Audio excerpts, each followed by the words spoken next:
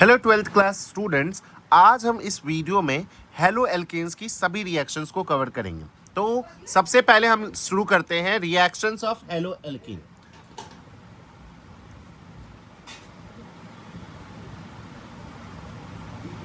सबसे पहले बताता हूं आपको हेलो एल्केन होता क्या है।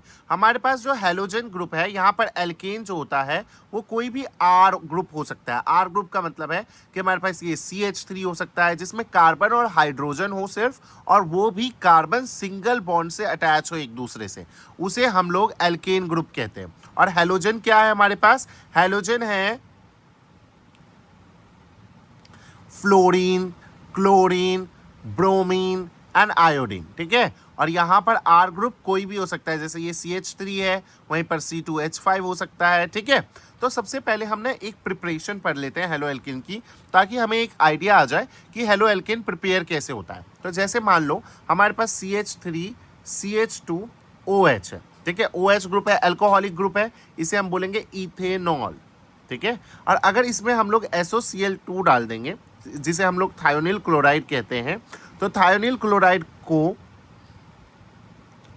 डालने के बाद बेटा यहाँ पर हमारे पास बनता है CH3 CH2 एंड Cl, और उसके साथ हमारे पास दो गैसियस प्रोडक्ट निकलते हैं, SO2 एंड HCl। तो ये वाला जो हमारे पास ये जो है, यही हमारा हेलो एल्केन है, क्योंकि ये देख रहे हो एल्केन ग्रुप है और उसमें हेलोजन अटैच है। तो दिस इज हेलो एल्केन, और इसका नाम क्या होगा? Chloro ethane. Okay.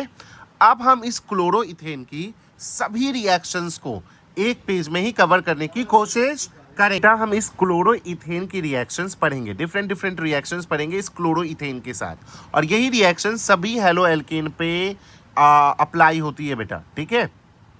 Halo alkane की रिएक्शंस को चार कैटेगरी में डिवाइड कर दिया है। एक है रिएक्शन विद मेटल्स, दूसरा है एलिमिनेशन रिएक्शन, ठीक है, अगला है रिडक्शन, और लास्ट में हम पढ़ेंगे न्यूक्लियोफिलिक सब्स्टिट्यूशन रिएक्शन। तो चलिए पढ़ते हैं। सबसे पहले हम आ जाते हैं रिएक्शन विद मेटल्स पे। रिएक्शन विद मेटल्स में हम दो रिएक्शंस पढ़ने वाले हैं। सबसे पहला रिएक्शन है वुड्स रिएक्शन। वुड्स रिएक्शन में हम क्या करते हैं बेटा, हमारे हेलो एल्केन में हम लोग सोडियम मेटल और ड्राई ईथर डालेंगे। ओके बेटा। और उससे बनेगा क्या? देखो, वुड्स रिएक्शन में क्या करते हैं हम कि ये जो हम सोडियम मेटल लेते हैं उसका 2 मोल लेते हैं, और ये जो हमारे पास हेलो एल्केन है उसका भी हम 2 मोल्स लेंगे। ओके। अब यहाँ पर ये 2 Na और 2 Cl ये क्या हो जाते हैं? एलिमिनेट हो जाते हैं। जो बच जाता है उनको हम क्या करते हैं? ज्वाइन कर देते हैं। तो यहाँ पर अगर हमारे पास, जैसे यहाँ पर कितने कार्बन है? 2। अगर 2 का डबल करना हो तो कितने कार्बन हो जाएंगे बेटा? कार्बन चेन में कितने कार्बन हो जाएंगे हमारे पास? 4, और यहाँ से 2 NaCl का मॉलिक्यूल बाहर निकल जाएगा। तो हमारे पास बचेगा CH3 CH2 CH2 and CH3। ठीक है। और यहाँ से 2 मोल NaCl क्या हो जाएंगे बेटा? निकल जाए। अब एक बेटा हमारे पास जो ये हेलो एल्केन में, जहां पर हमें डबल नंबर ऑफ कार्बन चाहिए हेलो एल्केन से हाइड्रोकार्बन बनाने के लिए, मतलब पर देखिए बेटा हमारे पास इथेन है, इथेन में 2 कार्बन है, और यहां पर हमारे पास ब्यूटेन है, ब्यूटेन में कितने कार्बन है? 4। तो नंबर ऑफ कार्बन्स क्या हो रहे हैं इस वुड्स रिएक्शन में? डबल हो रहे हैं, और हमारे पास जो हेलोजन है वो NaCl के साथ एलिमिनेट हो जा रहा है। ओके। तो ये था हमारा वुड्स रिएक्शन। अब दूसरी जो हम हेलो एल्केन की रिएक्शन पढ़ने वाले हैं मेटल के साथ, वो है मैग्नीशियम। मैग्नीशियम, और इसको भी बेटा हम ईथर के प्रेजेंस में ही करेंगे। आपको पता है कि हमारे पास मैग्नीशियम के ऊपर 2 पॉजिटिव चार्ज होता है।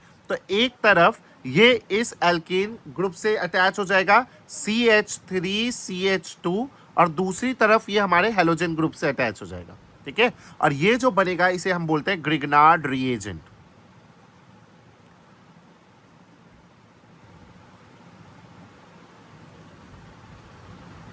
बेटा अब दूसरी जो हम रिएक्शन पढ़ने वाले हैं हेलो एल्केन की, वो है एलिमिनेशन रिएक्शन।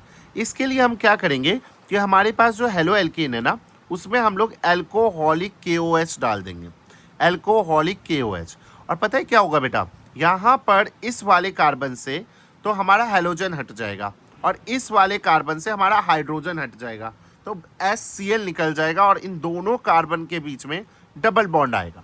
ठीक है, यहां से हमारे पास क्या हटा, एक हाइड्रोजन हट गया, तो कितने हाइड्रोजन बचे, CH2। और यहां से Cl हट गया तो क्या बचा बेटा, CH2। तो इस तरीके से आप हेलो एल्केन में अल्कोहलिक KOH डाल के एल्कीन बना सकते हैं। तो जैसे ये हमारे पास क्लोरो इथेन था तो ये बनेगा इथीन। अब बेटा हेलो एल्कीन की जो अगर हम रिडक्शन रिएक्शन की बात करें तो उसमें हम क्या करेंगे, रिडक्शन करने के लिए हम हेलो एल्कीन में क्या डालेंगे, हम रिडक्शन करने के लिए हेलो एल्कीन में डाल देंगे बेटा SN HCl in the presence of निकल और पैलेडियम कैटलिस्ट। ठीक है, हाँ, एट 525 केल्विन। ओके, और उसके बाद हमारे पास ये रिडक्शन होकर, रिडक्शन में क्या होता है, हाइड्रोजन का मॉलिक्यूल ऐड होता है। ठीक है, तो अगर मैं यहाँ पर कार्बन तो उतने ही रहेंगे, ठीक है, कार्बन तो 2 ही रहेंगे, C2, और हमारे पास देखो यहाँ पर इसका Cl हटा दो तो यहाँ पर एक हाइड्रोजन अटैच हो गया, तो हमारे पास कितने हाइड्रोजन अटैच होंगे, 6। तो यहाँ पर ये रिडक्शन हो गया, हाइड्रोजन मॉलिक्यूल इसमें अटैच हो गया, तो इसका क्या हो गया, रिडक्शन। और ये हमारे पास क्या बनेगा, नॉर्मल इथेन। ओके, हम न्यूक्लियोफिलिक सब्स्टिट्यूशन रिएक्शंस पढ़ने वाले हैं। तो न्यूक्लियोफिलिक सब्स्टिट्यूशन रिएक्शन में हमारे पास सबसे पहली रिएक्शन है एक्वस KOH के साथ। एक्वस KOH, जब भी आप एक हेलो एल्कीन में एक्वस KOH डालोगे तो ये Cl ग्रुप हटके वहां पर OH अटैच हो जाएगा और एल्कोहलिक ग्रुप बन जाएगा बेटा। ठीक है, यहाँ पर हमारे पास CH3 CH2 और यहाँ OH, बस। ठीक है, ये हमारे पास क्या बन गया, इथेनॉल। क्या बन गया, इथेनॉल, एल्कोहलिक ग्रुप आ गया। उसके बाद बेटा अगर हमें इससे ईथर बनाना है, इससे क्या बनाना है, ईथर, तो ईथर बनाने के लिए हम उसमें ऐड करेंगे Na पॉजिटिव OCH3 नेगेटिव। ठीक है, अब इसमें क्या होगा, हमारे पास ये Na और ये Cl एलिमिनेट हो जाएंगे। ठीक है, और ये जो भी है वो CH3 CH2 ये पूरा चेन OCH3 से अटैच हो जाएगा। ये हमारे पास यहाँ पर हमारे पास ये NaCl क्या हो गया, एलिमिनेट हो गया, और यहाँ से CH3 CH2 OCH3 एक साथ जुड़ गए। यहाँ पर ROR, बताओ कौन सा ग्रुप होता है ROR, दिस इज ईथर। ठीक है, दिस इज ईथर। और यहाँ पर मैं आपको बताऊं इस ईथर का नाम क्या होगा, methoxy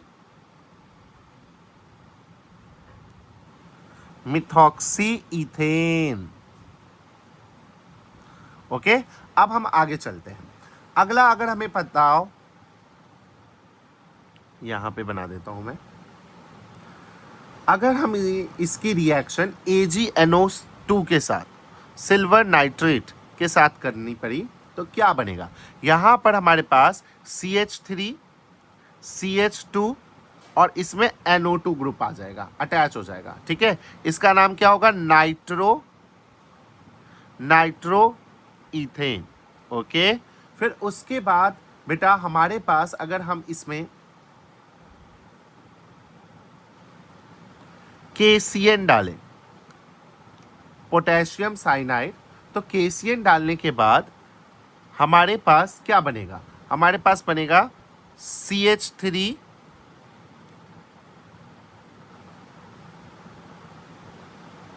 CH2 C triple bond N, और इसका नाम क्या होगा बेटा, हमारे पास साइनाइड ग्रुप है ये, हाँ, इसका नाम होगा इथाइल साइनाइड। ठीक है, और यहाँ पर मैं आपको बता रहा हूँ कि ये इससे आप बहुत सारी चीज़, इस साइनाइड ग्रुप से आप बहुत सारी चीज़ें यहाँ से एक्सट्रैक्ट कर सकते हैं। जैसे अगर आप यहाँ पर कंसनट्रेटेड HCl, ठीक है, कंसनट्रेटेड HCl और एल्कलाइन H2O2 यानी पेरोक्साइड डाल दें तो हमारे पास यहाँ पर क्या मिलेगा पता है, ये CH3,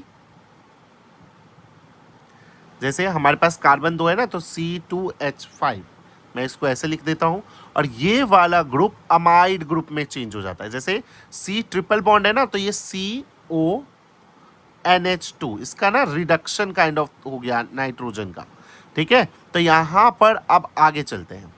अगला क्या है हमारे पास, अगर हम सिर्फ इसमें डाइल्यूट HCl डालें तो पता है क्या बनेगा, यहाँ पर एसिड बन जाएगा। ये कौन सा एसिड, C2H5COOH, ठीक है, कार्बोक्सिलिक ग्रुप हमारा यहाँ पर आ गया। और बेटा अगर इसमें आप निकल और इसकी निकल के प्रेजेंस में इसकी हाइड्रोजनेशन करवा दो तो यहाँ पर हमारे पास अमाइन ग्रुप आएगा, जैसे कि C2H5, और ये वाला जो C था, ठीक है, इसका रिडक्शन हो रहा है, ठीक है, C2H5 फिर CH2 और NH2, ठीक है बेटा। C2H5 ये मैं यहाँ लिख देता हूँ, C2H5 CH2 और NH2, ये आ गया हमारे पास अमाइन ग्रुप, ठीक है। तो इस तरीके से आप न्यूक्लियोफिलिक सब्स्टिट्यूशन रिएक्शंस इसकी कर सकते हैं। अगर आपको ये वीडियो पसंद आई हो तो वीडियो को लाइक करिए और चैनल को सब्सक्राइब करना